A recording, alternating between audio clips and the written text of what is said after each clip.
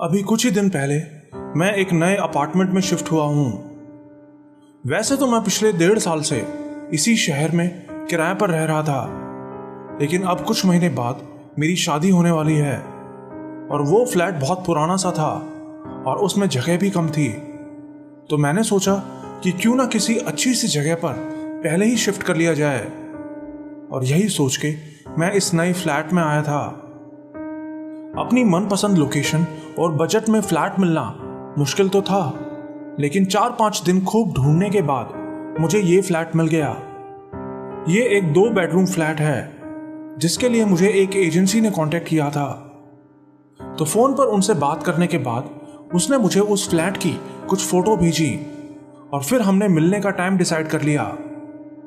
मैं उस एड्रेस पे पहुंचा तो मुझे वो बाहर ही खड़ा मिल गया। हाय, आई एम निकोलस, उसने अपना हाथ मेरी तरफ बढ़ाते हुए कहा। मैंने भी उससे हाथ मिलाया और फिर हम दोनों उस फ्लैट को देखने जाने लगे। जो फोटो उसने मुझे पहले भेजी थी उनके हिसाब से तो वो फ्लैट बहुत ही सुंदर लग रहा था, लेकिन मुझे पता था कि ये डीलर्स और एजेंट्स हमेशा ऐसी फोटो भेजते हैं जो कि दिखने में तो बहुत अच्छी लगती हैं, लेकिन असल में वो जगह इतनी अच्छी नहीं होती। लेकिन वो पूरी बिल्डिंग ही देखने में बिल्कुल नई लग रही थी। मैं मन ही मन उम्मीद कर रहा था कि वो फ्लैट भी उतना ही सुंदर हो जितना उन फोटोज में दिख रहा था। वो मुझसे अच्छे से हंसते हुए बातें करता अंदर बिल्डिंग में ले गया और फिर लिफ्ट से हम 3रे फ्लोर पर पहुंच गए। ये पूरी बिल्डिंग बिल्कुल नई है, इसे बने अभी 1 ही साल हुआ है, इसलिए सारे फ्लैट्स भी बहुत अच्छी कंडीशन में हैं। लिफ्ट से निकलते हुए उसने मुस्कुराते हुए मुझसे बोला, हाँ बिल्डिंग नई तो लग रही है। मैंने कहा, लेकिन इस फ्लैट का मकान मालिक कहाँ है, वो नहीं आया क्या? नहीं, वो नहीं आए और शायद आए भी ना। वो असल में ना बहुत बिजी रहते हैं, और सच बताऊं तो हमारी एजेंसी में भी आज तक उन्हें किसी ने नहीं देखा। बस उन्होंने ऑनलाइन ही हमसे कांटेक्ट किया था। लेकिन आप फिक्र ना करें, आपको बस हर महीने टाइम से अपना रेंट ऑनलाइन पे करना है, बस। मैं कुछ नहीं बोला। मन ही मन में सोच रहा था कि ये तो बहुत अच्छी बात है कि मकान मालिक यहां नहीं आता, कम से कम मैं खुल के तो रह सकूंगा। मेरा पिछला मकान मालिक तो ऐसा था कि हर महीने फ्लैट चेक करने आ जाता था कि कहीं कोई टूट फूट तो नहीं हुई है। हम 3rd फ्लोर पर पहुंच गए, फ्लैट नंबर 304। उसने दरवाजे के सामने पहुंच के उसका लॉक खोल दिया और फिर जब उसने दरवाजा खोला तो अंदर का फ्लैट देखकर मेरी तो आंखें खुली की खुली रह गईं। मेरा मतलब वो फ्लैट उन फोटोज में तो अच्छा लग ही रहा था, लेकिन अब आंखों के सामने तो वो उन फोटोज से भी कहीं ज्यादा सुंदर और बड़ा नजर आ रहा था। पूरे फ्लैट में धूल का एक भी निशान तक नहीं था। वैसे तो वो पूरी बिल्डिंग ही नहीं थी, लेकिन वो फ्लैट तो उस बिल्डिंग से भी नया लग रहा था। ये लिविंग रूम है और ये यहाँ लिविंग रूम से अटैच्ड ये किचन है। वो एजेंट मुझे पूरे फ्लैट को दिखा रहा था, लेकिन सच बताऊं तो मेरा ध्यान उसकी बातों पर था ही नहीं। मैं तो बस उस फ्लैट की खूबसूरती को देख रहा था। एक बार देखते ही वो फ्लैट मुझे पसंद आ गया था। वो फुल फर्निश्ड फ्लैट था जिसमें लगी हर एक चीज बिल्कुल ब्रांड न्यू लग रही थी। तो जो किराया आपने बताया था इस फ्लैट का, वही किराया है ना? कुछ एक्स्ट्रा तो नहीं होगा? मैंने हिचकते हुए उस एजेंट से पूछा। मुझे हैरानी थी कि इतने अच्छे फ्लैट को कोई इतने सस्ते में किराए पर क्यों देगा। हाँ हाँ बिल्कुल, वो बोला, किराया वही है जो मैंने आपको बताया था। आप सोच रहे होंगे कि कहीं कोई हिडन चार्जेस वगैरह तो नहीं है। मैं आपकी जगह होता तो मुझे भी जरूर शक होता, लेकिन आप बिल्कुल निश्चिंत रहिए, आपको एक भी पैसा एक्स्ट्रा नहीं देना है। चलिए मैं आपको बाथरूम दिखाता हूं, वो बोला। वो बाथरूम उस फ्लैट के कंपैरिजन में काफी छोटा था। मेरा मतलब ज्यादा छोटा भी नहीं था, मेरे लिए तो काफी था, लेकिन उस फ्लैट के हिसाब से वो थोड़ा छोटा लग रहा था। लेकिन मेरे लिए वो कोई बड़ी बात नहीं थी, मैंने ज्यादा ध्यान नहीं दिया। ये आपका मेन बेडरूम है, उसने दरवाजा खोलते हुए कहा। बेडरूम काफी बड़ा था, जिसमें एक तरफ एक बड़ा सा बेड रखा था और दूसरी तरफ एक स्टडी टेबल रखी थी। सब कुछ बहुत अच्छे से अरेंज किया हुआ था, बिल्कुल वैसा जैसा मुझे चाहिए था। तो कैसा लगा फ्लैट आपको? उसने पूछा। ये तो बहुत बढ़िया फ्लैट है, मैंने कहा। मुझे ये पसंद है। बताइए मुझे कब एग्रीमेंट पे साइन करना है? ओह, एग्रीमेंट तो बिल्कुल रेडी है, आप चाहें तो अभी के अभी साइन कर सकते हैं, निकोलस ने मुस्कुराते हुए बोला। फिर वो मुझे बाहर लिविंग रूम में ले गया और हम एक टेबल के सामने बैठ गए। फिर उसने कुछ पेपर्स निकाले और मुझे दिखाने लगा।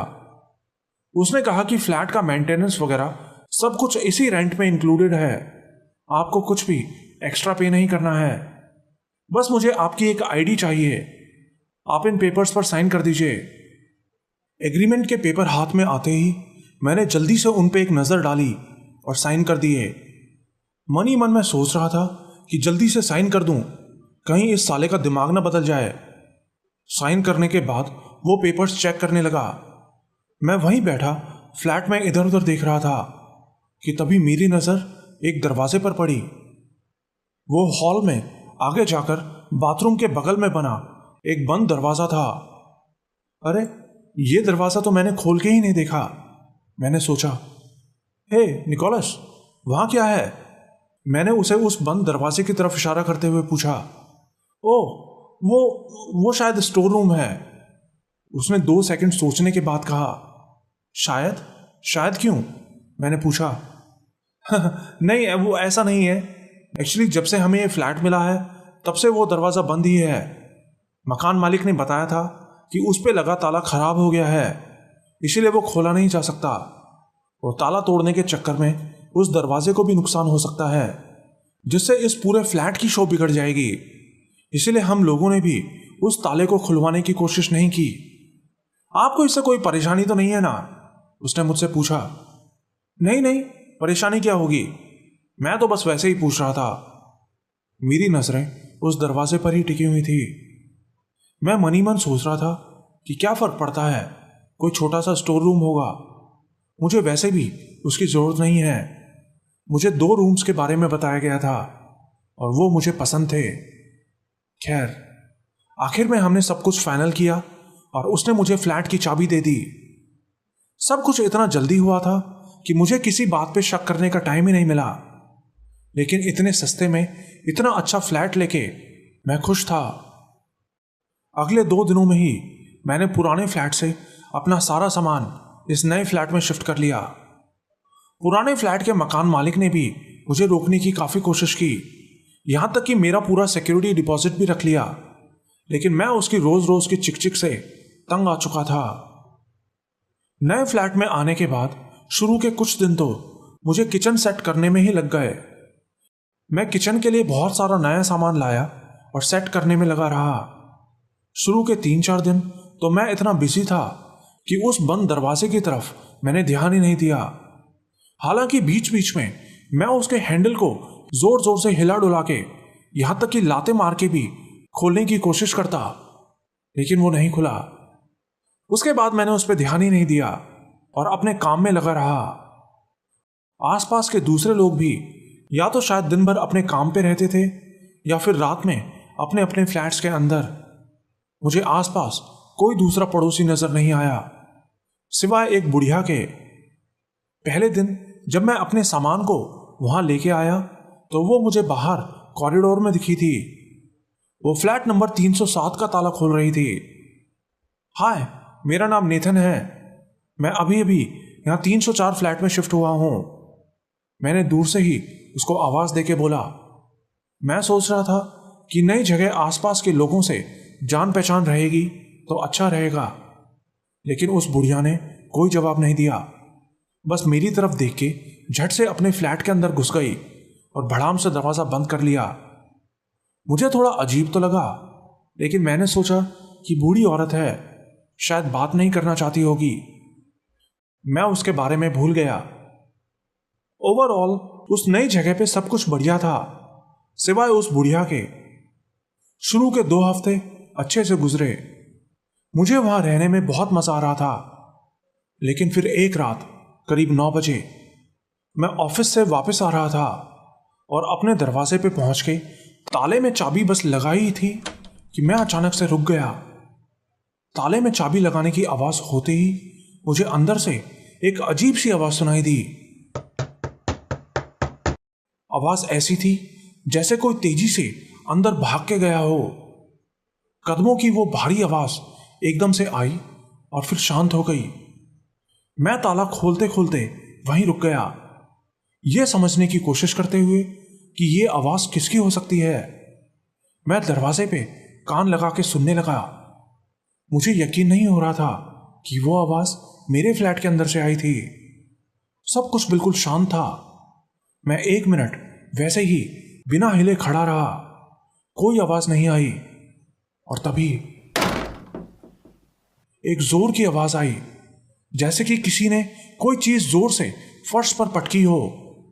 और ये आवाज पक्का मेरे ही फ्लैट में से आई थी।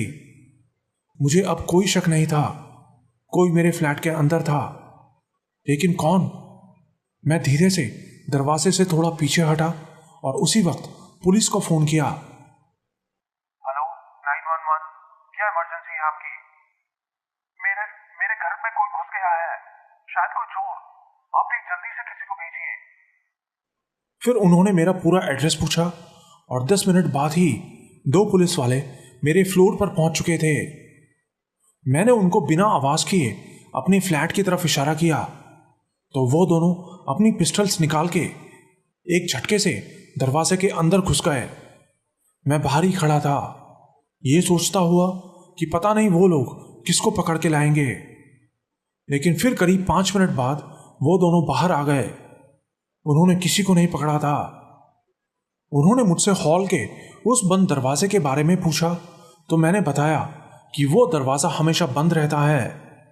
पुलिस वालों ने बोला कि अंदर कोई नहीं था, आपको जरूर गलतफहमी हुई होगी, वो आवाज कहीं और से आई होगी, क्योंकि आपके फ्लैट के अंदर किसी के आने का कोई निशान नहीं था। सारे खिड़की दरवाजे भी अंदर से बंद थे। इतना कह के वो वहां से चले गए। लेकिन मैं कहाँ जाता, मुझे तो फ्लैट में ही जाना था।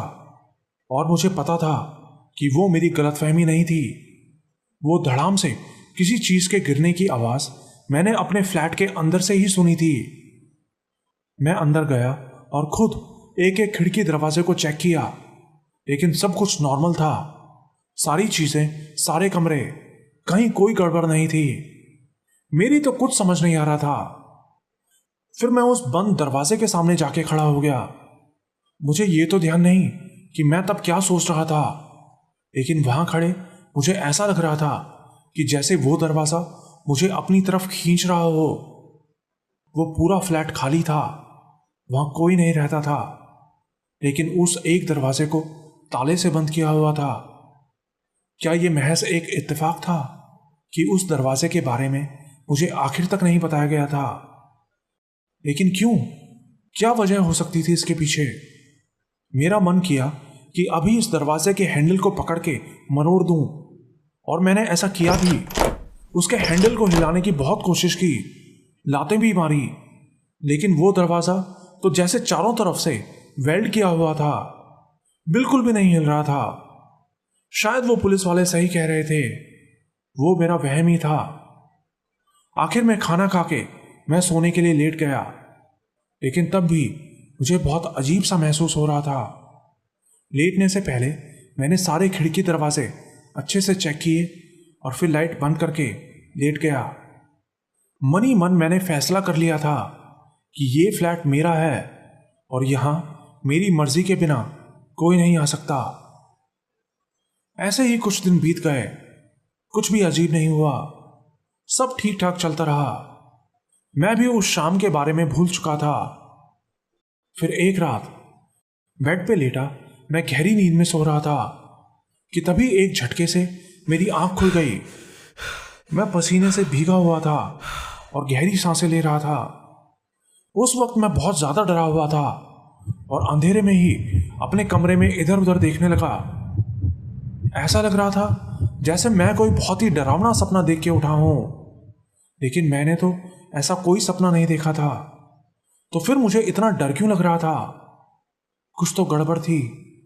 और तभी एक हल्की सी आवाज आई मेरे बेडरूम के बाहर से, दरवाजा बंद होने की आवाज। मैंने झट से अपने कमरे के दरवाजे की तरफ देखा, लेकिन मेरे कमरे का दरवाजा बंद था। कुछ देर मैं वैसे ही बैठा दरवाजे की तरफ देखता रहा। चारों तरफ गहरा सन्नाटा था। फिर मैं उठा और धीरे धीरे अपने कमरे के दरवाजे की तरफ जाने लगा, बिना कदमों की आवाज किए। और दरवाजे के पास पहुंच के मैं कान लगा के सुनने लगा। पहले तो मुझे लगा कि कोई आवाज नहीं आ रही है, लेकिन फिर मुझे वो आवाज सुनाई दी,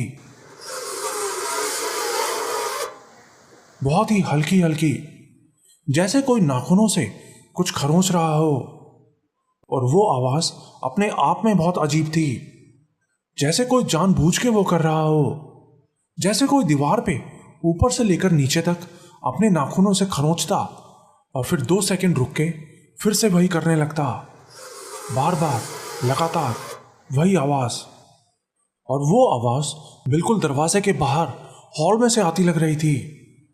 मेरे फ्लैट में कोई था और मैं देखना चाहता था कि वो कौन है। मैंने धीरे से अपना दरवाजा खोला और बाहर हॉल में अंधेरे में देखने की कोशिश करने लगा। लेकिन ये क्या, दरवाजा खोलते ही वो आवाज तो और जोर जोर से होने लगी। और वो आवाज और कहीं से नहीं, उस मनहूस बंद दरवाजे से ही आ रही थी। मैं आवाज का पीछा करता हुआ बाहर हॉल में पहुंच गया और मेरे हर एक बढ़ते कदम के साथ वो आवाज तेज होने लगी। मैं उस बंद दरवाजे के पास पहुंचा और उस पे अपना कान लगा के सुनने लगा। और मेरे कान लगाते ही वो आवाज बंद हो गई, जैसे कि कोई बीच में ही रुक गया हो। अब सब कुछ शांत था और वो खामोशी उस आवाज से भी ज्यादा डरा देने वाली थी। मैंने किसी तरह अपने आप को संभाला और धीरे धीरे सांस लेने लगा। मुझे लग रहा था कि शायद अब फिर से कोई आवाज आएगी, लेकिन नहीं आई। मैं वहीं खड़ा था और फिर करीब 20 सेकंड बाद दरवाजे की दूसरी तरफ से धड़ाम से किसी ने कुछ मारा। वो आवाज इतनी तेज थी कि मैं उछल के दूर जा गिरा। ओह शिट, ये क्या था? मेरी तो जैसे जान ही निकल गई। दरवाजे के सामने पड़ा मैं उम्मीद कर रहा था कि अभी वो दरवाजा खुलेगा और कोई उछल के मेरे ऊपर झपट पड़ेगा। लेकिन तभी किसी ने फ्लैट के मेन गेट पे नॉक किया। मैं भाग के दरवाजे के पास चला गया खोलने के लिए। दरवाजा खोला तो देखा कि दूसरी तरफ एक बूढ़ा आदमी खड़ा था। वो गुस्से में नजर आ रहा था। अरे भाई, क्या प्रॉब्लम है तुम्हारी? क्यों इतना शोर कर रहे हो? वो गुस्से में मुझसे बोला। यहाँ कोई है अंदर? मैंने उससे अंदर की तरफ इशारा करते हुए बोला। कोई है? कौन है? कहाँ? मुझे नहीं पता, मेरे स्टोर रूम से अजीब अजीब आवाजें आ रही हैं, मैंने हाँफते हुए कहा। वो मेरी तरफ देख रहा था, लेकिन उसके चेहरे पर अब गुस्सा नहीं था, बल्कि मेरे लिए दया नजर आ रही थी। ओह, स्टोर रूम में? वो आवाज स्टोर रूम से आ रही थी। लगता है उन लोगों ने आपको बताया नहीं उसके बारे में। बताया नहीं? क्या नहीं बताया? किस बारे में बात कर रहे हैं आप? मैंने उससे पूछा। ओ नहीं, कुछ नहीं, कुछ नहीं, जरूर कोई चूहा होगा, वो बोला। चूहा? नहीं, वो चूहा नहीं है। चूहा कैसे हो सकता है? मैंने कहा। हाँ, हो सकता है ना, आपको शायद पता नहीं यहाँ के चूहे कितने बड़े हैं। वो दीवार पे चल के ऊपर तक आ जाते हैं और ऐसी आवाजें करते हैं जैसे आपने सुनी थी, पंजे रगड़ने की।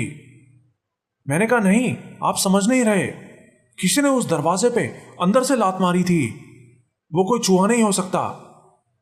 मैं उसको यकीन दिलाने की कोशिश कर रहा था, लेकिन उसके दिमाग में तो जैसे मेरी बात घुस ही नहीं रही थी। नहीं, वो चूहा ही है, आप डरिए मत। आप एक काम करो, आप एक बिल्ली पाल लो, वो उन चूहों को पकड़ के खा जाएगी, फिर आपको चूहों से डर नहीं लगेगा। वो बुढ़ा अजीब ही तरीके से मेरा मजाक उड़ाते हुए बोला। वो चूहा नहीं था और मुझे चूहों से डर नहीं लगता, मैंने गुस्से से कहा। तो वो हंसने लगा। अरे अरे, आप तो नाराज हो गए। मैं तो बस ये देखने आया था कि कौन इतनी रात उछल कूद कर रहा है। मैं आपके नीचे वाले फ्लैट में ही रहता हूं। शोर से मेरी आंख खुल गई। चलिए अब मैं चलता हूं। आप अपना ध्यान रखना। Good night. गुड नाइट, मैंने कहा और फिर वो वहां से चला गया। मुझे अब पता करना ही था कि उस बंद दरवाजे के पीछे क्या है। तो अगले दिन मैंने खुद ही एक मेंटेनेंस वाले को वहां बुला लिया, वो दरवाज़ा खुलवाने के लिए। मैंने सोच लिया था कि जो भी खर्चा आएगा वो मैं खुद दे दूंगा, लेकिन ये दरवाज़ा अब खुलवा के ही रहूंगा। कुछ ही देर बाद मेंटेनेंस वाला लड़का आ गया। सर, आपने कोई दरवाज़ा खुलवाने के लिए बुलाया था? उसने मुझसे पूछा। उसने अपने एक हाथ में अपना टूल बॉक्स पकड़ा हुआ था। हाँ हाँ, आओ अंदर आओ। मैं उसको सीधा उस बंद दरवाजे के पास ले गया। यही वो दरवाज़ा है जो बिल्कुल जाम हो चुका है। इसी को खोलना है। मैंने इसे खोलने की कई बार कोशिश की, लेकिन ये तो जैसे चारों तरफ से वेल्ड हो रखा है, हिलता भी नहीं है। तो उसने अपना टूल बॉक्स नीचे रखा और एक पेपर लेके उस दरवाजे के नीचे सरका के देखा। नहीं सर, ये वेल्ड नहीं हो रखा। ये देखो, ये पेपर पूरा अंदर तक जा रहा है। वो बोला। ओ ऐसा क्या? तो पता नहीं क्यों जाम हो रखा है ये। मैंने कहा कोई नहीं सर, मैं देखता हूं क्या प्रॉब्लम है इसमें। वो बोला, सुनो, चाहे कैसे भी करके तुम्हें ये दरवाज़ा खोलना है। जो भी खर्चा आएगा वो मैं तुमको दूंगा, लेकिन मुझे ये दरवाज़ा खुला हुआ चाहिए। समझ गए ना? मैंने कहा हाँ सर, समझ गया। कोशिश करता हूं खोलने की।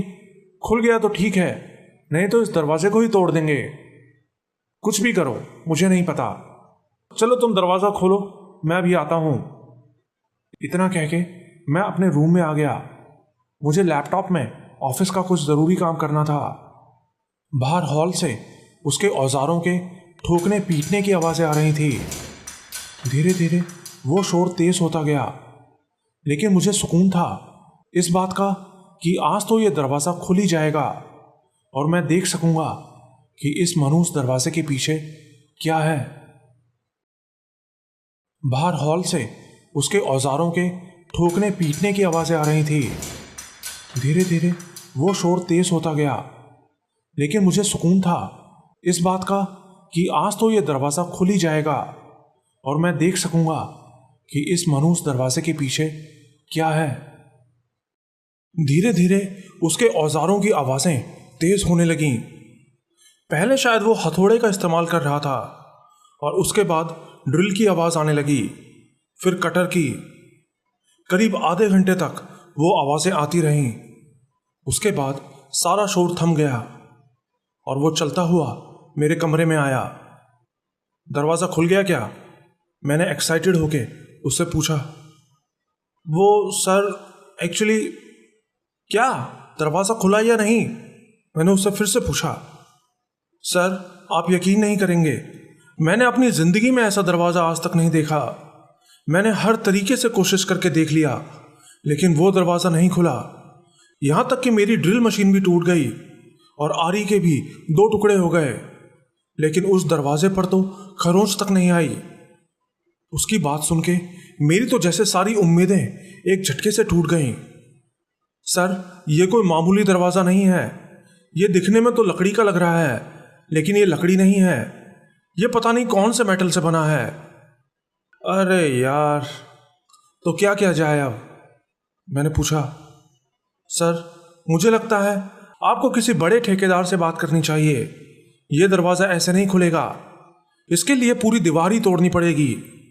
मैंने उस दरवाजे के कब्जों तक पहुंचने की भी कोशिश की, लेकिन वो अंदर की तरफ खुलता है, इसलिए उसके कब्जे भी दिखाई नहीं दे रहे।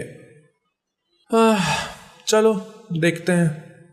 ये लो अपने पैसे, अपनी ड्रिल मशीन ठीक करवा लेना। मैंने उसको पैसे देते हुए कहा। मुझे उस वक्त बहुत बुरा लग रहा था। साला एक दरवाजे ने मेरी जिंदगी हराम करके रख दी है। लगता है अब मुझे इस मनहूस दरवाजे के साथ ही जीना पड़ेगा। मैं गुस्से में अपने आप से बड़बड़ा रहा था।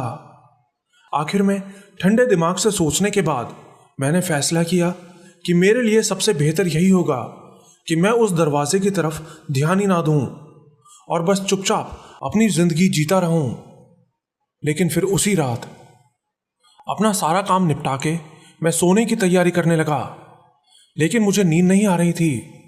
दिमाग में बार बार यही आ रहा था कि कहीं रात में फिर से वो आवाज ना आए। लेकिन फिर 1 बजे तक मेरी पलकें भारी होने लगीं और मेरी आंख लग गई। मैं बहुत गहरी नींद में सो रहा था और तब मैंने एक सपना देखा। मैंने देखा कि मैं एक बहुत बड़े दरवाजे के सामने खड़ा हूं। चारों तरफ अंधेरा है और वो दरवाजा इतना बड़ा था कि मैं उसके नॉब तक को नहीं छू पा रहा था। मैं उसके सामने खड़ा था और तभी वो नॉब घूमने लगा और एक तेज आवाज के साथ वो बड़ा सा दरवाजा धीरे धीरे खुलने लगा।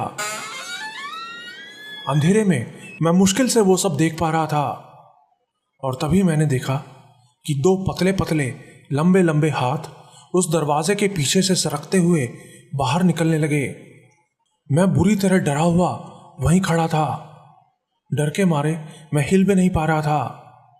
दरवाजा खुलता गया और फिर जैसे ही कोई दरवाजे के पीछे से मुझ पे झपटने वाला था, मेरी आंख खुल गई। मैं पसीने में तर हो चुका था। कई सेकंड्स तो मुझे ये समझने में लग गई कि मैं सपना देख रहा था। मैंने अपने फोन में टाइम देखा तो रात के 3:20 हो रखे थे और तभी मुझे पता नहीं क्या सूझा। मैं जल्दी से बेड से उठा और अपने कमरे से निकल के सीधा उस दरवाजे के पास जाने लगा। लेकिन हॉल में जाते ही मैंने जो देखा वो देख के मेरे कदम वहीं रुक गए। वो दरवाजा पूरा खुला हुआ था। हाँ, जिस दरवाजे को मैं इतने दिनों से खोलने की कोशिश कर रहा था वो मेरी आंखों के सामने पूरा खुला था और उसके अंदर सिर्फ अंधेरा था। मैंने जल्दी से अपनी आंखों को मसला कि कहीं मैं कुछ गलत तो नहीं देख रहा। वो दरवाजा अंदर से ऐसा लग रहा था जैसे उसके आगे कोई दीवार हो ही ना, जैसे वो आगे ना जाने कितनी दूर तक जा रहा हो। लेकिन ऐसा कैसे हो सकता था? मेरे फ्लैट के साथ में तो एक और फ्लैट था। वहां अंधेरा तो था लेकिन हल्की हल्की रोशनी भी थी। मैं 1 मिनट तक वहीं खड़ा रहा, यह समझने की कोशिश करते हुए कि यह सब क्या है। उस दरवाजे के पीछे एक ना खत्म होने वाला गलियारा था और वो गलियारा मुझे जैसे अपनी तरफ खींच रहा था, जैसे कि वो मुझे अपनी तरफ बुला रहा हो, देखने के लिए कि वहां क्या है, कौन है। तभी वहां खड़े मुझे एक और आवाज आई। आवाज थी तो बहुत हल्की, लेकिन मुझे पता था वो कहां से आई है। उस दरवाजे के पीछे और दरवाजे थे। मेरा दिमाग मुझे उसके और करीब जाने से रोक रहा था। मैंने घड़ी में टाइम देखा, 3:25 हो गए थे। मैं 15 मिनट से वहां खड़ा था। मैंने उसी वक्त अपने आप को संभाला। जिस दरवाजे को मैं इतने दिनों से खोलने की कोशिश कर रहा था वो मेरी आंखों के सामने खुला हुआ था। मैं जल्दी से उसके बिल्कुल पास चला गया अंदर झांकने के लिए, लेकिन पास जाते ही मुझे वहां इतनी ज्यादा ठंड महसूस होने लगी जैसे कि मैं फ्रीजर में खड़ा हूं। मैं पीछे हट गया और जल्दी से अपने कमरे में वापस चला गया अपना फोन लेने के लिए। मैं सोच रहा था कि जल्दी से किसी को फोन करके बुलाता हूं यहां पे, लेकिन जब मैं फोन लेकर वापस आया तो देखा कि वो दरवाजा आधा बंद हो चुका था। मैंने कॉल नहीं की, बस वहीं खड़ा उसको देखता रहा। मेरा शक बिल्कुल सही था, वो दरवाजा बंद हो रहा था अपने आप। और फिर 4:19 पे एक तेज आवाज के साथ वो दरवाजा पूरा बंद हो गया। तब तक मैं भी बिल्कुल नींद में आ चुका था, लेकिन दरवाजा बंद होने की उस आवाज से मैं एकदम से उठ गया। क्या ये दरवाजा हर रात खुलता और बंद होता है? मैं मन ही मन सोच रहा था। अगले दिन मैं पूरा दिन हॉल में ही बैठा रहा। ऑफिस का जो भी काम था सारा काम मैंने हॉल में ही बैठे बैठे किया और हर थोड़ी देर में मैं उस दरवाजे की तरफ भी नजर रख रहा था। क्या इस फ्लैट के मकान मालिक को इस दरवाजे के बारे में पता है? क्या उसने पता होने के बावजूद ये मुझे किराए पर दिया था? नहीं, ऐसा नहीं हो सकता। उसको इस बारे में नहीं पता होगा। वो तो यहां रहा ही नहीं। मुझे भी तो यहां आने के कई दिनों बाद ही इस दरवाजे के राज के बारे में पता चला था। मेरे मन में हजारों सवाल चल रहे थे। आखिर में मैंने फैसला किया कि मैं एक बार मकान मालिक से बात जरूर करूंगा, लेकिन बात करता भी तो कैसे? मेरे पास तो उसका कोई कांटेक्ट नंबर भी नहीं था, बस उसका नाम और अकाउंट नंबर था। लेकिन एक तरीका था, मैं उस एजेंसी के थ्रू उसका नंबर ले सकता था जिनसे मैंने ये फ्लैट किराए पर लिया था। मेरे पास उनका फोन नंबर भी था। मैंने उसी वक्त उनको कॉल लगाई। हेलो, हाय, मैं वही आदमी बोल रहा हूं जिसने अभी कुछ दिन पहले यहां फ्लैट लिया था। मैंने उसको अपनी सोसाइटी का नाम बताया। ओह हाँ हाँ, नेथन जी, बताइए, कैसे याद किया आपने? सब कुछ ठीक तो है ना? हाँ हाँ, सब ठीक है, आप बताइए। मैंने एक नकली हंसी हंसते हुए उससे कहा। वो एक्चुअली मुझे ना उस किराएदार का नंबर चाहिए था जो मुझसे पहले यहां रहता था। मेरी बात सुनते ही वो अचानक से चुप हो गया और शायद कुछ सोचने के बाद वो बोला, क्यों, क्या बात हो गई? उससे क्यों बात करनी है? वो तो वहां से जा चुकी है ना? जा चुकी है? इसका मतलब वो कोई लड़की थी। एक्चुअली उसका कुछ सामान यहां छूट गया है, तो अगर मुझे उसका कोई नंबर या एड्रेस मिल जाता तो मैं उसका ये सामान उसको दे देता। मैंने उसको झूठ बोल दिया। ओह, ऐसी बात है क्या? वो एक्चुअली क्या है ना, हमारी एजेंसी में हम किसी क्लाइंट की कोई इंफॉर्मेशन इस तरह से किसी को नहीं दे सकते। बाकी आप बोलो तो मैं किसी लड़के को वहां भेज देता हूं, वो वहां से सामान उठा लेगा और उस तक पहुंचा देगा। वो बोला, नहीं नहीं, ऐसा कोई ज़रूरी सामान नहीं है, किसी को भेजने की ज़रूरत नहीं है, आप परेशान मत होना। मैंने बात पलटते हुए उससे कहा। चलो फिर तो ठीक है, कोई नहीं, बाकी और किसी चीज़ की ज़रूरत हो तो फ़ोन कर लेना। हाँ हाँ ज़रूर, चलो फिर बात करते हैं, बाय। कॉल कट तो गई, लेकिन जिस तरह से वो मुझसे बात कर रहा था, पता नहीं क्यों मुझे ऐसा लग रहा था जैसे वो कुछ छिपाने की कोशिश कर रहा है। कुछ तो ऐसा जरूर था जो वो मुझे बता नहीं रहा था। कोई तो बात जरूर थी, मेरा दिल कह रहा था। खैर, फिर इसी उधेड़-बुन में मेरा पूरा दिन निकल गया। मैंने अपने ऑफिस का काम भी निपटा लिया था। मैंने सोच लिया था कि आज पूरी रात मैं खुद जाग के देखूंगा कि माजरा क्या है, कितने बजे ये दरवाजा खुलता है और क्यों खुलता है। इसलिए मैं दिन में ही 2-3 घंटे सो भी लिया था, जिससे कि रात में आसानी से जाग सकूं। फिर रात में मैं हॉल में ही बैठा टीवी देख रहा था। 3 बज चुके थे। मैंने दरवाजे की तरफ देखा, दरवाजा पूरा बंद था। सुबह से मैं बीच बीच में उस दरवाजे की तरफ देखे जा रहा था, लेकिन मुझे कुछ भी अजीब महसूस नहीं हो रहा था। लेकिन 3 बजते ही मुझे पता नहीं क्यों बहुत डर लगने लगा। 3:15, दरवाजा अभी भी बंद था। 3:18, मैंने अपना फोन नीचे रखा और अपनी आंखों को मसलने लगा। मुझे नींद आने लगी थी और तभी यह दरवाजे की आवाज थी। शायद दरवाजा खुलने लगा था। मैं कई देर तक दरवाजे की तरफ ही देखता रहा, कोई हरकत नहीं हुई। और तभी दरवाजा खुलने लगा और तब तक नहीं रुका जब तक कि पूरा नहीं खुल गया। मेरा दिल जोर जोर से धड़क रहा था। अब क्या होने वाला है? क्या कोई बाहर आएगा जैसा कि मैंने कल सपने में देखा था? दरवाजे के अंदर अंधेरा था, गुप अंधेरा, और वो अंधेरा ऐसा लग रहा था जैसे आगे पता नहीं कितनी दूर तक हो। मेरा मतलब मैंने पहले भी ये देखा था, लेकिन आज ये बात पक्की हो गई थी कि वो रास्ता मेरे फ्लैट की दीवार से कहीं आगे तक जा रहा था। एक बार तो मन किया कि मैं इसके अंदर जाकर देखता हूं कि ये आखिर जा कहां रहा है, लेकिन मुझे महसूस हो रहा था कि इसके अंदर खतरा है, बहुत ज्यादा खतरा। मैं बाहर हॉल में ही खड़ा वो सब देखता रहा और फिर ठीक 4:19 पे एक तेज आवाज के साथ वो दरवाजा बंद हो गया। मेरे मन में हजारों सवाल थे। कहीं ऐसा तो नहीं है कि वो दरवाजा जानबूझ के मुझे अपने अंदर बुलाने के लिए खुल रहा हो? क्या कुछ ऐसा था जो वो मुझे दिखाना चाहता था? क्योंकि अगर उसको मुझे कोई नुकसान पहुंचाना होता तो अभी तक पहुंचा चुका होता। मैंने मन बना लिया था कि आज रात जब वो दरवाजा खुलेगा तो कैसे भी करके मैं खुद उसके अंदर जाके देखूंगा। लेकिन अगर मैं उसके अंदर चला गया और पीछे से वो दरवाजा बंद हो गया तो फिर तो मैं उसके अंदर ही फंस जाऊंगा। कम से कम अगले 24 घंटों के लिए तो फंस ही जाऊंगा, जब तक कि वो दरवाजा दोबारा नहीं खुलता। लेकिन कुछ तो करना था, कुछ भी। तो अगले ही दिन मैं मार्केट गया और एक पावरफुल टॉर्च और एक लंबी सी मोटी रस्सी खरीद के ले आया। मार्केट से मैं वापस आया ही था कि किसी ने मेरी डोरबेल बजाई। बाहर एक आदमी खड़ा था और ये वही बुढ़ा था जो उस रात मेरे घर पे आया था शोर की कंप्लेंट करने के लिए। हाय, मैं आपका पड़ोसी हूँ, 2 मिनट आपसे बात कर सकता हूँ? वो बोला। हाँ हाँ ज़रूर, आइए अंदर आइए।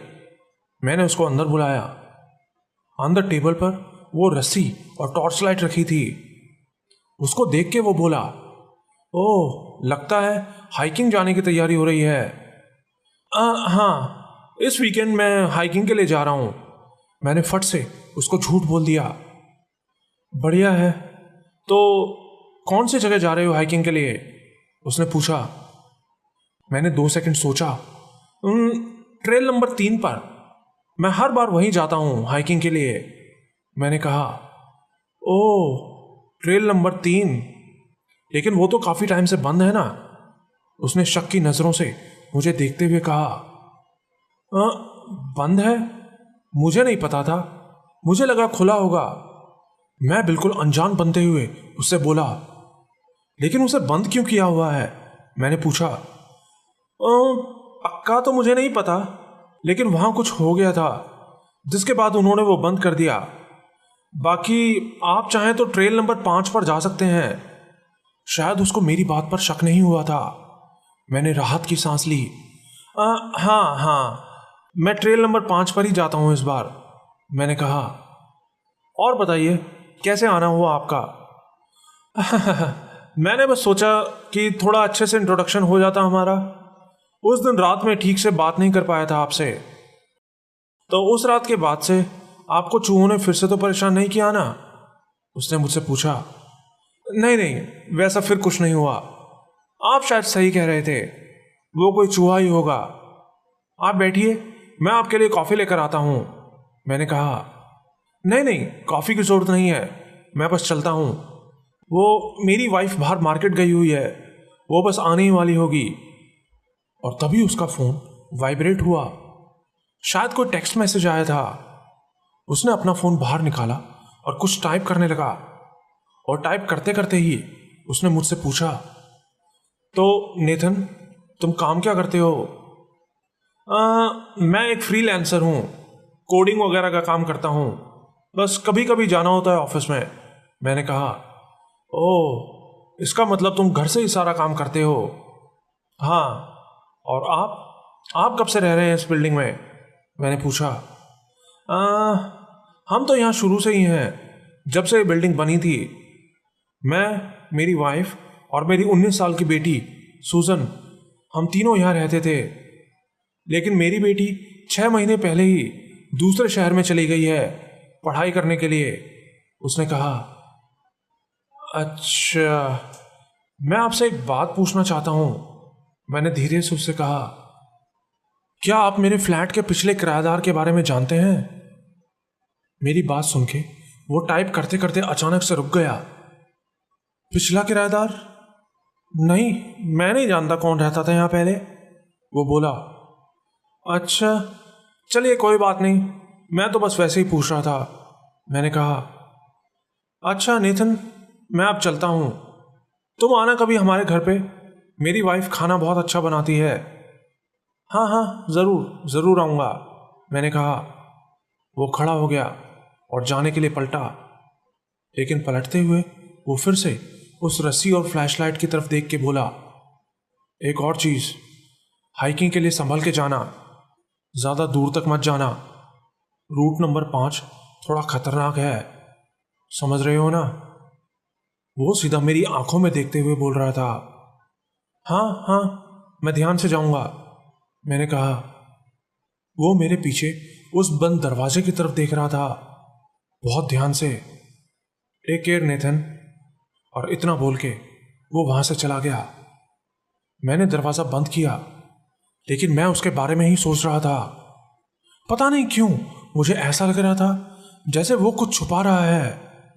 लेकिन तभी मेरी नजर उस रस्सी पे पड़ी तो अचानक से मुझे याद आया कि आज रात तो मुझे उस दरवाजे के खुलने के बाद उसके अंदर जाना है। मैं फिर 3-4 घंटे सो लिया और फिर रात में टीवी देखते हुए उस दरवाजे के खुलने का वेट करने लगा। मैंने रस्सी का एक सिरा अपने एक हाथ पे बांध लिया और दूसरा हिस्सा सोफे के एक पैर पे जोर से बांध लिया और सोफे पे बैठा टीवी देखता रहा। और जैसा मैंने सोचा था बिल्कुल वैसे ही ठीक 3:19 पे एक आवाज के साथ वो दरवाजा खुल गया और अब दरवाजे के पीछे वो ना खत्म होने वाला अंधेरा रास्ता दिखाई दे रहा था। मुझे अब उसके अंदर जाना था। मैंने टॉर्च जलाई और उसके अंदर देखा तो दूर दूर तक सिर्फ अंधेरा ही नजर आ रहा था, जैसे वो ना जाने कितनी लंबी कोई सुरंग हो। मेरे पास सोचने का ज्यादा टाइम नहीं था और मैं बिना कुछ सोचे उसके अंदर चला गया। लेकिन कुछ दूर जाते ही मुझे बहुत तेज ठंड का एहसास होने लगा। लेकिन मैं चलता रहा। वो एक बहुत पतला सा रास्ता था, इतना पतला कि 2 इंसान भी एक साथ वहां से नहीं जा सकते थे। और हर एक बढ़ते कदम के साथ मैं उस अंधेरे कुएं में और अंदर तक समाता जा रहा था। बस कुछ कदम और। मैं बार बार यही सोच रहा था कि कुछ तो ऐसा दिखे जिससे मुझे इस मनहूस दरवाजे के राज के बारे में कुछ पता चल सके। और फिर करीब 20 मिनट लगातार चलते रहने के बाद मुझे रास्ते में एक पेपर पड़ा दिखाई दिया। मैंने उसको उठाया और टॉर्च की लाइट में उसे देखा तो उसमें लिखा था, गो बैक, वापस चले जाओ। वो देख के मेरा तो रोम रोम खड़ा हो गया। ये यहां किसने रखा होगा? मुझे बहुत हैरानी हुई। और तभी मैंने नोटिस किया कि मेरे हाथ पे बंधी रस्सी हिल रही थी। मेरा मतलब जोर जोर से झटके ले रही थी, जैसे कि कोई दूसरी तरफ से उसे पकड़ के खींच रहा हो। मेरी तो जान ही निकल गई। और तभी मुझे वहां किसी के गुर्राने की और वो खरोंचने वाली आवाजें आने लगी। कोई मेरे पास आ रहा था। मैं पागलों की तरह इधर उधर टॉर्च लाइट मारने लगा और तभी मुझे वो दिखाई दी। वो एक लड़की थी। उसके हाथ बिल्कुल पतले पतले सफेद थे और उसके नाखून गंदे बड़े बड़े थे। लेकिन उसका चेहरा नहीं दिख रहा था क्योंकि पूरा चेहरा बालों से ढका था। उसको देख के एक बार के लिए तो मैं वहीं डर के मारे जम गया। लेकिन अगले ही पल उसकी उस डरावनी आवाज से मैं होश में आया और बिना कुछ सोचे समझे वहां से भागने लगा। अपने दरवाजे की तरफ नहीं बल्कि दूसरी तरफ। मुझे कुछ सोचने का मौका ही नहीं मिला था। मुझे बस उससे अपनी जान बचानी थी। मैं भागता रहा। भागते हुए मैं लगातार उसको अपने पीछे आता हुआ महसूस कर रहा था। मैं बस भागता रहा और फिर कुछ दूर मुझे एक रोशनी दिखाई दी। वो रोशनी एक दरवाजे के अंदर से आ रही थी। मुझे पता था कि जान बचाने के लिए मुझे इस दरवाजे के अंदर जाना होगा और मैं बिना कुछ देखे भागता हुआ उस दरवाजे के अंदर कूद गया। दरवाजे के अंदर जाते ही वो शैतान लड़की जो मेरे पीछे आ रही थी वो वहीं रुक गई और एक तेज आवाज के साथ दरवाजा बंद करके वापस चली गई। मैं 2 मिनट तक वहीं फर्श पे पड़ा सांसें ले रहा था। मैं जिंदा बच गया था। लेकिन तभी मुझे पीछे से एक आवाज आई, आखिर तुम भी जाल में फंसी गए ना। मैंने पलट के देखा तो देखा कि पीछे एक आदमी खड़ा था। 30 के आसपास की उम्र लग रही थी उसकी और मेरी तरफ देख के वो मुस्कुरा रहा था। तुम कौन हो? मैंने उससे चिल्ला के पूछा और तभी मैंने नोटिस किया कि जिस जगह मैं मौजूद था वो ऐसी लग रही थी जैसे ना जाने कितने सालों से वहां कोई ना रह रहा हो। चारों तरफ धूल और जाले लगे हुए थे। उसकी बनावट बिल्कुल मेरे फ्लैट के जैसी ही लग रही थी, लेकिन वो मेरा फ्लैट कैसे हो सकता था? ये कौन सी जगह है? मैंने फिर से उससे पूछा। मेरा नाम मार्टिन है, उसने मुस्कुराते हुए कहा, और ये फ्लैट नंबर 102 है। अभी यहाँ कोई नहीं रहता क्योंकि यहाँ अभी बहुत साफ सफाई की जरूरत है। उसने हंसते हुए मुझसे कहा, ये क्या मजाक है? मुझे ठीक से बताओ यहाँ क्या चल रहा है। मैंने उसे गुस्से से कहा तो वो बिना कुछ बोले दरवाजा खोल के वहां से बाहर निकल गया। उसको बाहर जाते देख मैं भी तेजी से उसकी तरफ लपका, लेकिन तब तक वो वहां से गायब हो चुका था। कमरे से बाहर निकला तो देखा कि बाहर का कॉरिडोर तो बिल्कुल मेरी ही बिल्डिंग जैसा था। ये वही बिल्डिंग थी, लेकिन ये इतनी पुरानी क्यों नजर आ रही थी, जैसे कि सालों से ये बिल्डिंग खाली पड़ी हो। ये क्या चल रहा है? ये मैं कहां फंस गया हूं? मुझे बस जल्दी से अपने फ्लैट में जाना था। मेरा दिल कह रहा था कि फ्लैट में जाने के बाद सब कुछ ठीक हो जाएगा। मैं तेजी से वहां से जाने लगा, लेकिन तभी मुझे एक फ्लैट से कुछ आवाजें आती सुनाई दी। मैं चुपके से उस फ्लैट के पास गया और कान लगा के सुनने लगा। तो आपका नाम क्या है? एक आदमी की आवाज आई। मेरा नाम मिशेल है, वो लड़की बोली। ओह मिशेल, अगर तुम्हें किसी चीज की जरूरत हो तो हमें बता देना। मैं फ्लैट नंबर 204 में ही रहता हूं। ये तो विंसेंट की आवाज थी, मेरे उस पड़ोसी की जो आज सुबह मेरे पास आया था। मैंने दरवाजे में से अंदर झांका तो देखा कि ये वही था, विंसेंट, और वहां खड़ा वो किसी लड़की से बात कर रहा था, लेकिन मैं उस लड़की का चेहरा नहीं देख पा रहा था। वो देखते ही मुझसे रुका नहीं गया और मैं एक झटके से दरवाजे के अंदर घुस गया, लेकिन उन्होंने तो जैसे मुझे देखा ही नहीं। मैंने जोर से विंसेंट को आवाज लगाई, लेकिन उसने फिर भी मुझ पे कोई ध्यान नहीं दिया। वो दोनों आपस में बातें किए जा रहे थे। वो एक जवान लड़की थी, 22-23 साल की। अच्छा, आपको कभी किसी ने इस फ्लैट के बारे में कुछ बताया है? उस लड़की ने विंसेंट से पूछा। नहीं तो, यह फ्लैट तो बिल्कुल नॉर्मल है। क्या हुआ? नहीं, वो बस मुझे कई बार इसमें से कुछ अजीब अजीब आवाजें सुनाई देती हैं, वो लड़की बोली। नहीं, ऐसा कुछ नहीं है, वो जरूर चूहों की आवाजें होंगी। तुमको डरने की जरूरत नहीं है। किसी चीज की जरूरत हो तो हमें बता देना। मैं वहां खड़ा उन दोनों को बातें करता हुआ साफ साफ देख पा रहा था, जैसे कि मेरी आंखों के सामने कोई टेप चल रहा हो। और तभी मैंने महसूस किया कि किसी ने मेरे हाथ को जोर से पकड़ लिया हो। मैंने उसी वक्त पलट के देखा तो देखा कि पीछे तो वही लड़की खड़ी थी, मिशेल, जो अभी अभी मेरे सामने खड़ी बातें कर रही थी। मैं बहुत डर गया और उसका हाथ छुड़ाने लगा, लेकिन उसने बहुत जोर से मेरा हाथ पकड़ा हुआ था।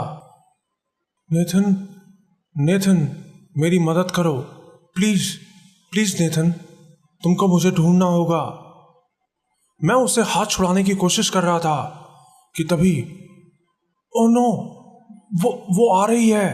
जाओ यहां से नेथन, जाओ, वो डरती हुई मुझसे बोली।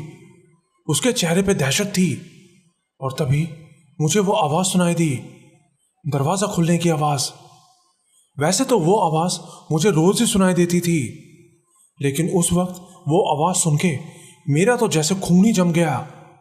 सामने एक परछाई थी, एक डरावनी परछाई, अपने चारों पैरों पर चलती हुई। उसके लंबे लंबे बाल थे, जिससे ये पता चल रहा था कि वो कोई लड़की है। मैं उसी वक्त वहां से भागने लगा लिफ्ट में जाने के लिए, लेकिन वो कॉरिडोर तो जैसे खत्म होने का नाम ही नहीं ले रहा था। मैं भागता रहा, और फिर जब थकान के मारे मेरे फेफड़े जलने लगे तो मैं हार के नीचे गिर गया। मेरी आंखों के सामने अंधेरा था।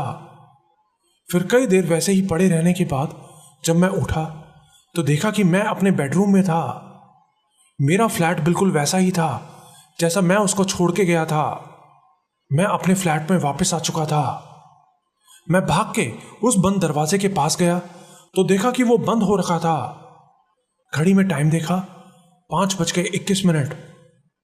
क्या ये कोई सपना था? ये सब क्या था? ये हकीकत तो हो ही नहीं सकता था। लेकिन फिर मुझे अपनी कलाई पर वो उंगलियों के निशान दिखाई दिए जो शायद मिशेल के मेरा हाथ पकड़ने से बने थे। यहां कुछ बहुत बड़ी गड़बड़ थी। मैं इस फ्लैट में अब एक और पल नहीं रुक सकता था। मैंने सोच लिया था कि मैं आज ही ये फ्लैट छोड़ दूंगा। लेकिन तभी मुझे मिशेल के बारे में ध्यान आया। वो रोते हुए मुझसे मदद मांग रही थी, और अगर मैं वहां से चला जाता तो उसकी मदद कौन करता? मेरा दिमाग कह रहा था कि उसके बारे में भूल जा, लेकिन दिल नहीं मान रहा था। इस बंद दरवाजे के पीछे कोई बहुत बड़ा राज छुपा था, और मुझे पता था मैं उसका पता करके ही रहूंगा। और एक सवाल जो बार बार मेरे दिमाग में आ रहा था वो था कि मिशेल कौन है? अगर वो मेरे फ्लैट की पिछली किराएदार थी तो विंसेंट ने मुझसे झूठ क्यों बोला कि वो उसे नहीं जानता? क्योंकि मैंने उन दोनों को बात करते देखा था। मैंने मन बना लिया था कि आज मैं खुद उसके घर जाके सारी बात पूछूंगा। फिर मैं उठा और अपने बेड पे जाके लेट गया। मैं बहुत थका हुआ था। पता ही नहीं चला कि कब मेरी आंख लग गई। सोते हुए भी बार बार मेरे कानों में एक ही आवाज सुनाई दे रही थी, नेथन, नेथन। जैसे कि वो लड़की मिशेल मुझे बुला रही हो। लेकिन उसकी उस आवाज से मुझे डर नहीं लग रहा था। वो आवाज तो जैसे मुझे सुकून दे रही थी। गहरी नींद में कई घंटे मैं सोता रहा। फिर जब आंख खुली तो दोपहर के 1:25 हो चुके थे। मैं जल्दी से उठा और नाश्ता किया, और नाश्ता करने के तुरंत बाद मैं विंसेंट के घर जाने के लिए निकल गया। बाहर निकल के मैं ताला ही लगा रहा था कि मुझे वो साथ वाली बुढ़िया दिखाई दी। मैंने वहीं से उसको आवाज दी, मैम रुकिए, मुझे आपसे बात करनी है। दूर रहो मुझसे, मुझे तुमसे कोई बात नहीं करनी।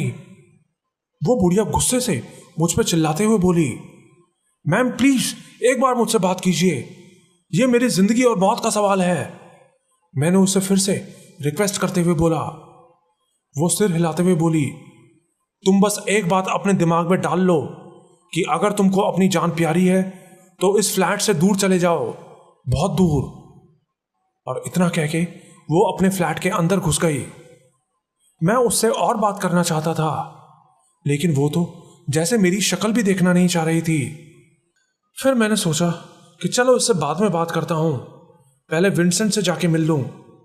मैं जल्दी से सीढ़ियों से होता हुआ उसके फ्लैट पे गया तो देखा कि दरवाजे पे ताला लगा था। शायद वो लोग कहीं गए हुए थे। मैंने फिर भी कई बार उनके दरवाजे पर नॉक किया, कान लगा के भी सुना कि कहीं कोई आवाज तो नहीं आ रही अंदर से, लेकिन कोई आवाज नहीं आई। अंदर कोई नहीं था। हार के मैं वापस अपने फ्लैट में आ गया और सोफे पे बैठ गया। दिमाग में ना जाने क्या क्या चल रहा था। कहीं मैं पागल तो नहीं हो रहा? वो आदमी कौन था जो मुझे मिला था? और वो लड़की मिशेल कौन थी? और वो कौन थी जो उस अंधेरे रास्ते में मेरे पीछे पड़ गई थी? और वो कौन थी जो सबसे आखिर में मुझे नजर आई थी? मेरा सिर तो जैसे इन सब सवालों से फटे जा रहा था। क्या उस बंद दरवाजे के पीछे किसी दूसरी दुनिया का कोई दरवाजा है? अगर ऐसा था तो जो कुछ मैंने वहां देखा उसका क्या मतलब हो सकता था? मिशेल ने मुझे उसे ढूंढने को कहा था, लेकिन क्यों? मैं उसको कहां ढूंढूं? यह बात तो पक्की थी कि वो इस दुनिया की तो नहीं है, और उसको ढूंढने के लिए, उसकी मदद करने के लिए मुझे फिर से उसकी दुनिया में जाना था। मैं फिर से रात होने का इंतजार करने लगा, और फिर रात में ठीक 3:19 पर वो दरवाजा फिर से खुल गया। मुझे उसके अंदर जाना था, लेकिन इस बार मैंने कोई रस्सी नहीं बांधी, क्योंकि मुझे पता था इसका कोई फायदा नहीं है। मैं अंदर घुस गया और इस बार सिर्फ 10 मिनट चलने के बाद ही मुझे वो दरवाज़ा दिखाई दे गया और मैं सीधा उस दरवाजे के अंदर घुस गया। वेलकम बैक, मुझे वो आवाज़ आई। पलट के देखा तो ये वही आदमी था जो मुझे कल वहाँ मिला था। इस बार तो तुम बहुत जल्दी यहाँ तक पहुँच गए, वो मुस्कुराते हुए मुझसे बोला। मैं उससे कुछ नहीं बोला क्योंकि मुझे पता था उससे बात करके कोई फायदा नहीं है। मैं बस जल्दी से इधर उधर देखने लगा। मुझे मिशेल को ढूंढना था। मैंने उस फ्लैट में सब जगह देखा लेकिन वो वहां नहीं थी, तो मैं फ्लैट से बाहर निकल गया उसको ढूंढने के लिए। बाहर वो पूरा कॉरिडोर ऐसा लग रहा था जैसे वहां कोई भीषण आग लगी हो। सब कुछ जला हुआ नजर आ रहा था, वहां कोई नहीं था। फिर मैं सीढ़ियों से भागता हुआ सेकंड फ्लोर पर पहुंचा, लेकिन वहां पहुंच के मैंने जो देखा मुझे तो यकीन ही नहीं हुआ। वहां जाके मुझे लगा जैसे वो सब दीवारें हिल रही हैं।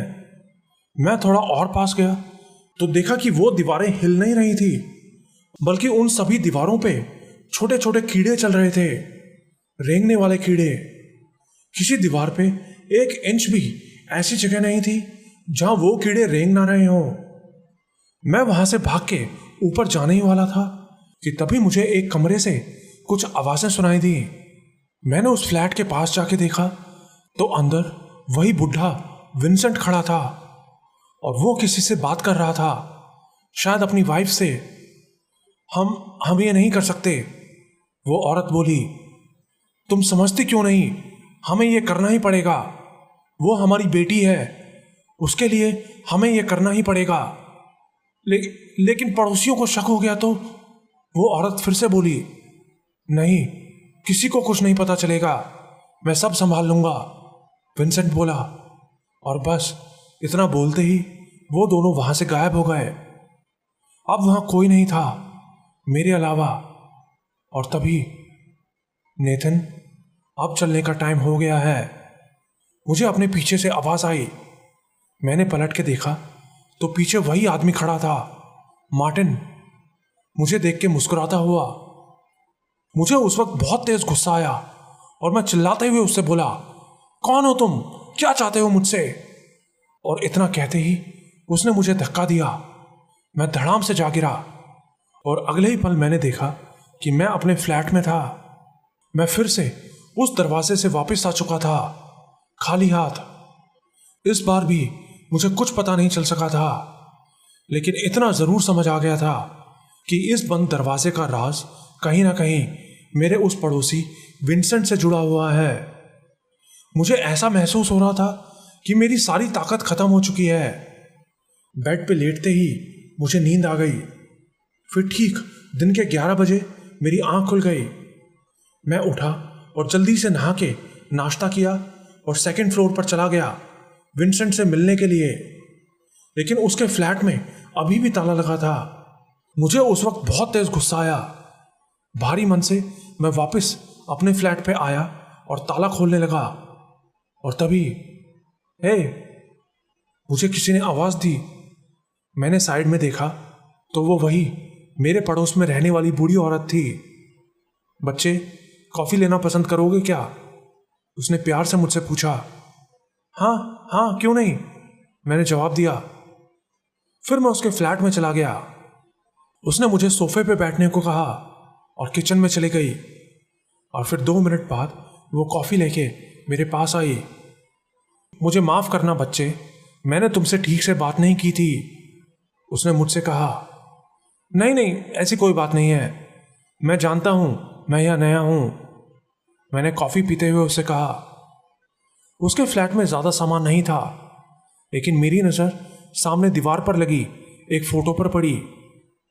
वो कोई बूढ़ा आदमी था, मिलिट्री की ड्रेस में। ये मेरे हस्बैंड की फोटो है। 12 साल पहले वो चल बसे थे। वो बोली। ओह, आई एम सॉरी, मुझे जान के दुख हुआ। 2-3 मिनट तक हम दोनों चुप बैठे रहे। मुझे समझ ही नहीं आ रहा था कि मैं उससे क्या पूछूं। फिर वो खुद ही बोल पड़ी। और कितने दिन यहां रुकने का प्लान है तुम्हारा? मैं कुछ नहीं बोला, चुप रहा। तुम्हें पता है ना, तुम्हारे फ्लैट में कुछ गड़बड़ है। वो फिर से बोली। हाँ, मैं बहुत परेशान हूँ। मुझे तो समझ ही नहीं आ रहा कि वहाँ क्या चल रहा है। मुझे वहाँ से अजीब अजीब आवाज़ें सुनाई देती हैं। मैंने एक ही बार में सब कुछ बोल दिया। मैं जानती हूँ बच्चे, वो बोली। आप जानती हैं, लेकिन आपको कैसे पता? इस दुनिया में बहुत सी ऐसी चीज़ें हैं जो हम इंसानों की समझ से परे हैं। तुम्हें पता है, जब मैं इस बिल्डिंग में आई तो यहाँ सिर्फ एक फैमिली रहती थी। नीचे फ्लैट नंबर 204 में रहने वाला विंसेंट अपनी बीवी और बेटी के साथ यहाँ रहता था। और जानते हो, वो तब उसी फ्लैट में रहते थे जहाँ अब तुम रहते हो। क्या? वो मेरे फ्लैट में रहते थे? हाँ बच्चे, वो तीनों। लेकिन फिर एक दिन उसकी बेटी अचानक उनके फ्लैट से गायब हो गई। उस दिन के बाद से बेचारा विंसेंट भी थोड़ा पागल सा हो गया। उसके बाद उसने वो फ्लैट खाली कर दिया और नीचे 204 में चला गया। मैं ध्यान से उसकी बातों को सुन रहा था। तुम्हारे फ्लैट में तुम्हारे आने से पहले से अजीब अजीब आवाज़ें सुनाई दिया करती थी। पहले तो मुझे लगा कि शायद उसमें लोग रहते हैं, लेकिन बाद में मुझे पता चला कि वो फ्लैट तो बिल्कुल खाली है। एक दिन रात में सोते हुए मुझे उस फ्लैट से अपने हस्बैंड की आवाज़ सुनाई दी। वो मुझे अपने पास बुला रहे थे। पहले तो मुझे यकीन नहीं हुआ, लेकिन वो आवाज़ बिल्कुल साफ थी और वो मेरे ही हस्बैंड की आवाज़ थी। मैं उस फ्लैट के पास गई तो देखा कि उसका दरवाज़ा खुला था। अंदर जाके मैंने देखा कि किचन के पास एक छोटा सा कमरा था जो कि बंद था और मेरे हस्बैंड की वो आवाज़ उसी दरवाजे के पीछे से आ रही थी। वो मुझे अंदर आने को कह रहे थे, लेकिन मुझे पता था कि मेरे हस्बैंड मर चुके हैं, ये वो नहीं थे। मैं वहाँ से वापस आ गई, लेकिन वापस आते हुए वो मुझे गुस्से से गालियाँ देने लगे। बोलने लगे कि तू मर जाती तो अच्छा होता। ये सब बताते हुए उसकी आंखों से आंसू निकलने लगे थे। उस रात के बाद से मैं उस फ्लैट के पास भी नहीं गई। फिर कुछ दिन बाद उसमें एक और लड़की रहने के लिए आई थी। वो बहुत प्यारी लड़की थी, लेकिन वो भी अचानक से ना जाने कहाँ गायब हो गई। मैं अब अपने फ्लैट से बाहर ही नहीं निकलती। बस मार्केट से जब कुछ लेना होता है तो ही बाहर जाती हूँ। मैं सामने सोफे पे बैठा उसकी सारी बातें सुन रहा था।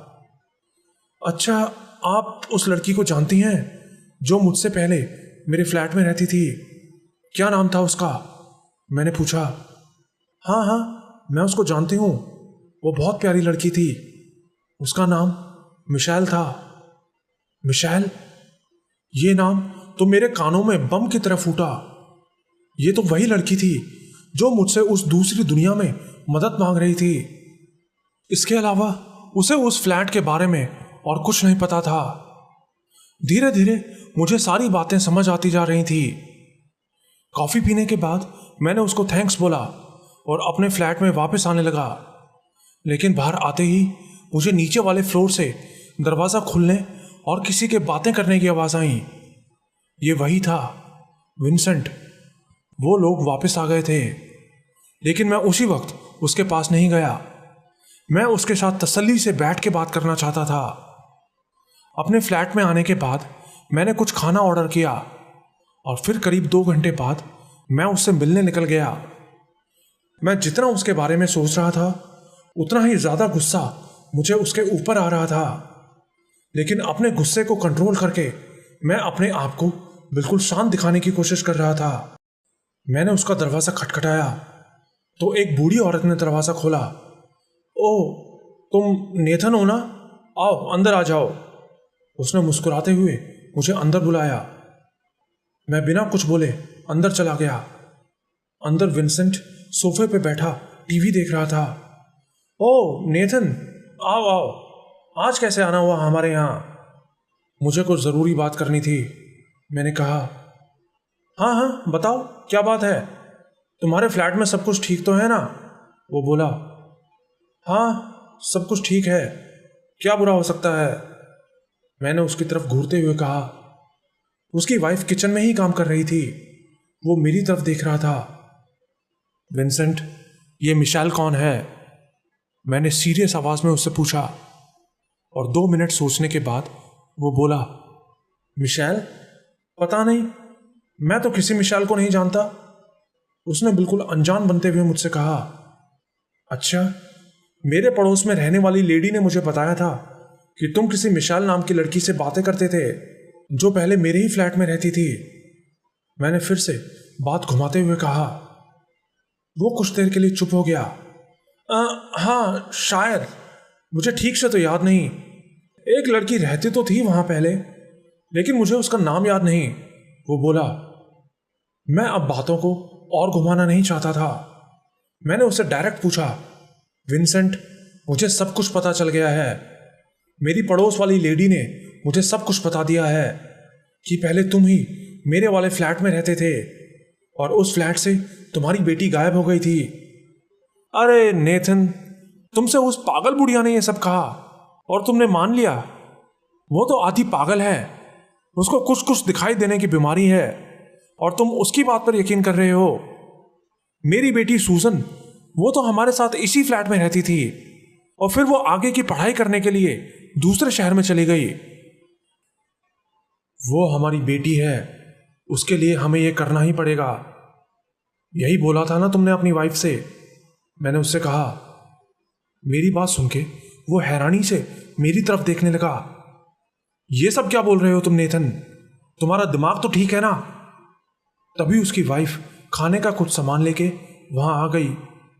लो नेथन, आज मेरे हाथ की डिश खा के देखो, तुम्हें बहुत अच्छी लगेगी। वो टेबल पे वो खाना रखते हुए बोली। नहीं, नेथन को देर हो रही है, ये अभी कुछ नहीं खा सकता। विंसेंट ने मेरी आंखों में देखते हुए बोला। मैं कुछ नहीं बोला। बहुत अच्छा लगा आपके यहां आकर, आपसे मिलने मैं फिर से आऊंगा। इतना कह के मैं उसके फ्लैट से बाहर आ गया। अपने बेड पे लेटा मैं इन सब चीजों को समझने की कोशिश कर रहा था। मिशेल नाम की वो लड़की जो मुझसे मदद मांग रही थी, वो पहले इसी फ्लैट में रहती थी। तो वो आदमी कौन था और वो दूसरी लड़की कौन थी जो मेरे पीछे पड़ गई थी? और विंसेंट की बेटी कहां गायब हो गई थी? क्या वो भी इस दरवाजे के पीछे गायब हुई थी? बहुत सारे सवाल ऐसे थे जिनके जवाब अभी मुझे ढूंढने थे। मेरी आंखों के सामने बार बार मिशेल का वो मदद मांगता हुआ चेहरा नजर आ रहा था। मैं रात होने का वेट करने लगा और रात मेरी उम्मीद से ज्यादा ही जल्दी हो गई। और फिर वही 3:19 पे दरवाजा खुल गया। मैं तेजी से अंदर गया और कुछ दूर चलने के बाद मुझे फिर से वही आदमी मिल गया। वो एक कुर्सी पे सिर झुकाए बैठा था। मैं उससे कुछ नहीं बोला, बस फ्लैट से बाहर निकल के सीढ़ियों से होता हुआ सीधा लिफ्ट में पहुंच गया, 3rd फ्लोर पर जाने के लिए। मुझे कैसे भी करके मिशेल को ढूंढना था और नीचे के दोनों फ्लोर्स को तो मैं पहले ही देख चुका था। वो वहां नहीं रहती थी। लेकिन लिफ्ट में गया तो देखा कि लिफ्ट में तो 3rd फ्लोर का बटन ही नहीं था। लेकिन ये कैसे हो सकता था, क्योंकि मैं तो रोज उसी लिफ्ट से अपने फ्लोर पर जाता था। मेरे पास ज्यादा सोचने समझने का टाइम नहीं था। मैं जल्दी से लिफ्ट से निकला और सीढ़ियों से दौड़ता हुआ 3rd फ्लोर पर पहुंच गया। लेकिन वो फ्लोर, वो तो मेरे फ्लोर जैसा बिल्कुल भी नहीं लग रहा था। वहां पूरे कॉरिडोर में अंधेरा था और सिर्फ एक फ्लैट से रोशनी आती नजर आ रही थी। फ्लैट नंबर 304 से, मेरे फ्लैट से। मैं धीरे धीरे दबे पांव अपने फ्लैट की तरफ बढ़ने लगा। कोई उसके अंदर था। फ्लैट की तरफ जाते हुए मुझे लग रहा था जैसे कोई चीज, कोई अनजान ताकत मुझे अपनी तरफ खींच रही है और मैं बस उस फ्लैट की तरफ खींचा जा रहा हूं। दरवाजे के पास पहुंच के मैं बस उसके दरवाजे के अंदर जाने ही वाला था कि तभी किसी ने मेरा हाथ पकड़ के मुझे पीछे खींच लिया। वो जो कोई भी था, उसने मुझे इतनी तेज खींचा था कि मैं लड़खड़ा के नीचे गिर गया। खड़ा हुआ तो मैंने देखा कि मैं किसी और ही फ्लैट में था। वो मेरा फ्लैट नहीं था, बल्कि मेरा फ्लैट तो मुझे उसके ठीक सामने कुछ दूर दिखाई दे रहा था। मैं हड़बड़ाता हुआ बाहर भागने लगा, लेकिन तभी एक लड़की मेरे सामने आके खड़ी हो गई। वहां मत जाओ नेथन, वो यही चाहती है कि तुम उस फ्लैट के अंदर जाओ। ये लड़की मिशेल थी, वही मिशेल जो मुझसे मदद मांग रही थी। आखिर में वो मुझे मिली गई। तुम मिशेल हो ना? तुम्हें पता है, तुमको ढूंढने के लिए मैं अपनी जान पर खेल के यहां तक आया हूं। मैं जानती हूं नेथन, लेकिन तुम्हारा यहां तक आना जरूरी था, क्योंकि सिर्फ तुम ही उस नर्क के दरवाजे को बंद कर सकते हो। वो दरवाजा आज तक ना जाने कितने मासूम लोगों को निगल चुका है। मिशेल, तुम ये क्या बोल रही हो? मुझे ठीक से बताओ सब कुछ, यहां क्या चल रहा है? वो 10 सेकंड तक मेरी तरफ देखती रही, लेकिन उसको देख के मुझे डर नहीं लग रहा था, जैसे कि मेरे दिल को पता हो कि वो मेरा बुरा नहीं चाहती है।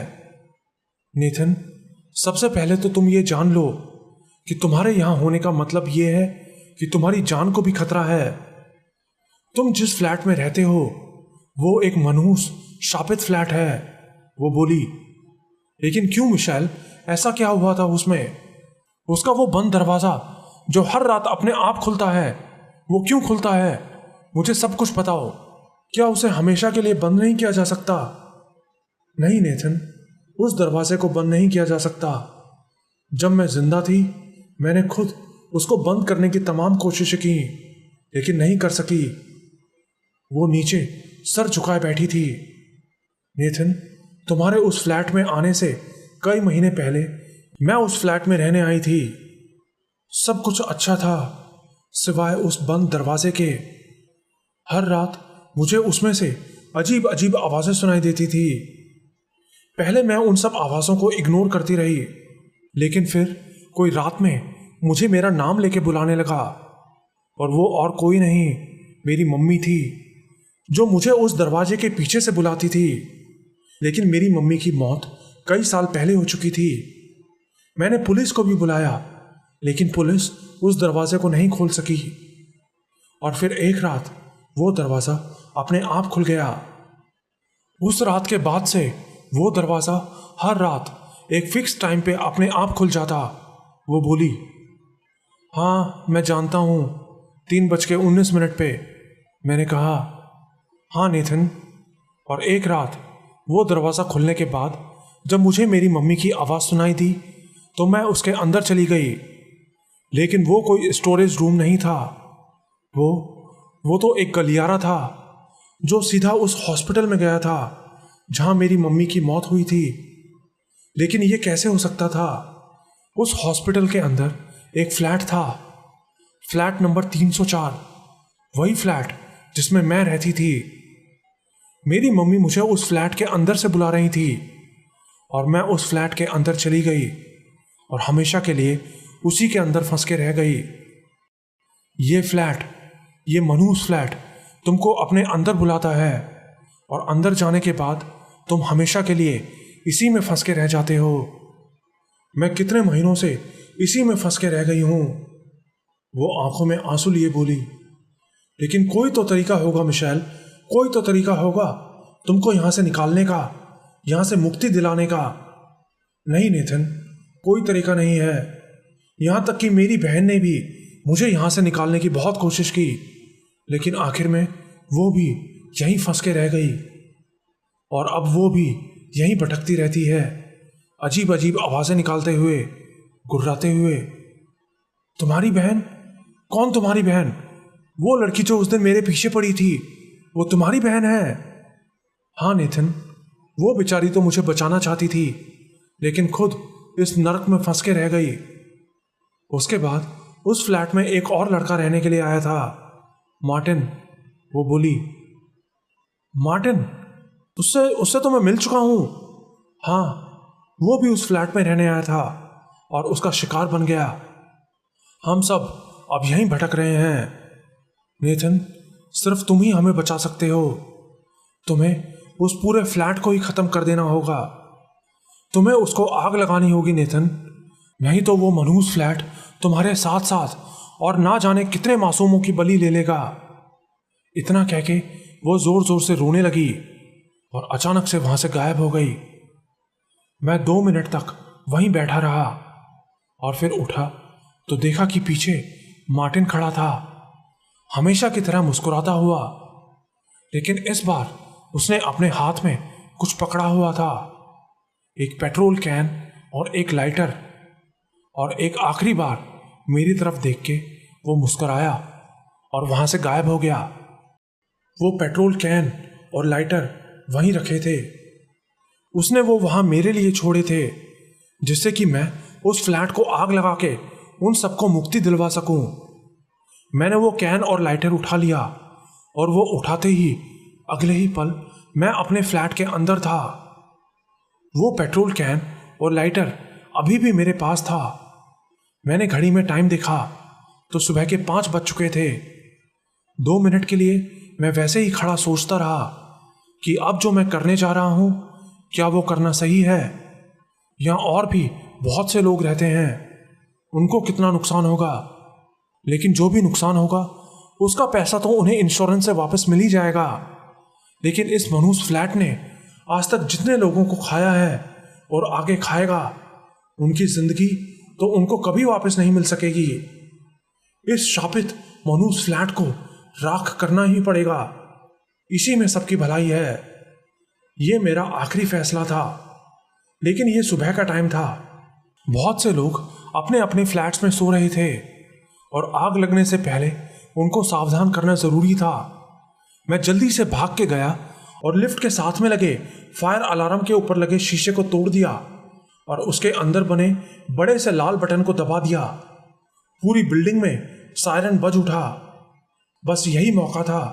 मैं जल्दी से अपने फ्लैट में वापस आया और पेट्रोल का वो डब्बा उठा के पूरे फ्लैट के हर एक कोने में छिड़क दिया, खासकर उस मनहूस बंद दरवाजे के ऊपर। उसको तो मैंने पेट्रोल से बिल्कुल नहला दिया था। लेकिन इससे पहले कि मैं वो लाइटर उठा के आग जला पाता, पीछे से किसी ने मेरे सिर पर बहुत तेज कोई चीज मारी। मैं धड़ाम से नीचे जा गिरा। मेरी आंखों के सामने अंधेरा छा गया था। नीचे पड़े हुए मैंने देखा तो मेरे सामने विंसेंट खड़ा था। उसके हाथ में एक लोहे की रॉड थी। तुम ये क्या कर रहे हो?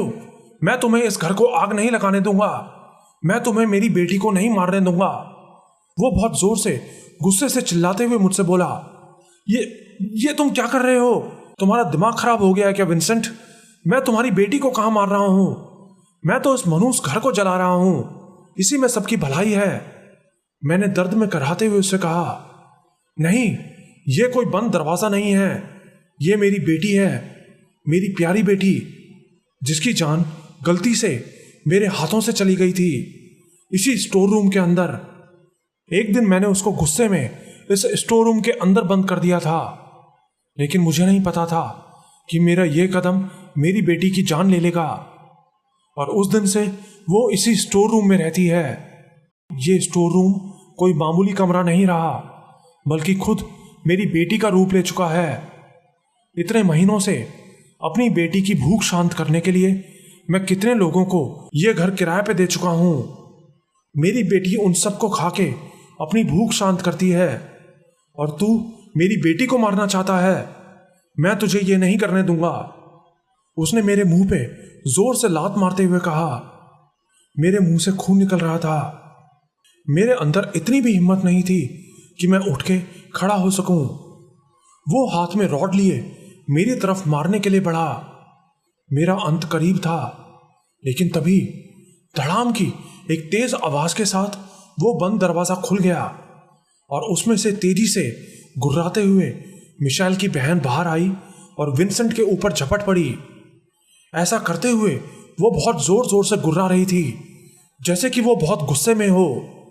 और फिर वो उसकी खोपड़ी को अपने हाथ से पकड़ के उसको किसी गुड़िया की तरह घसीटते हुए उस दरवाजे के अंदर घुस गई। वो बुरी तरह छटपटाता हुआ अपने आप को छुड़ाने की कोशिश करता रहा, लेकिन दरवाजा बंद होते ही उसकी वो चीखें भी दब गईं। फिर किसी तरह अपनी पूरी ताकत लगा के मैं उठा और बाहर निकल के देखा कि लोग बाहर निकल भी रहे हैं या नहीं। तो सीढ़ियों से लोगों के भागने की आवाज सुन के मैं समझ गया कि फायर अलार्म ने अपना काम कर दिया है। मैंने लाइटर उठाया और जला के उस बंद दरवाजे के ऊपर फेंक दिया और अगले ही पल वो पूरा फ्लैट आग में धधक उठा। मुझे पता था कि फायर ब्रिगेड के पहुंचने तक ये जल के राख हो जाएगा। मैंने अपना लैपटॉप उठाया और सीढ़ियों से नीचे भागने लगा। नीचे गया तो देखा कि बिल्डिंग के सब लोग वहां पहले से भीड़ लगा के खड़े थे और उन्हीं में से एक थी मेरे पड़ोस वाली वो बुढ़िया। वो मेरी तरफ देख के हाथ हिला रही थी। उसके चेहरे पे मुस्कुराहट थी।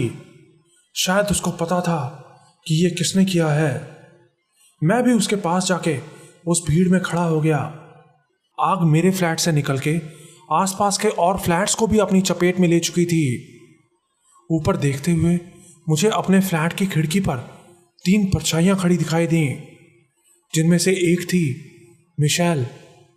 वो मुझे देख रही थी जैसे कि वो मुझे थैंक्स बोल रही हो, उस मनहूस दरवाजे को हमेशा के लिए बंद करने के लिए और उसको मुक्ति दिलाने के लिए।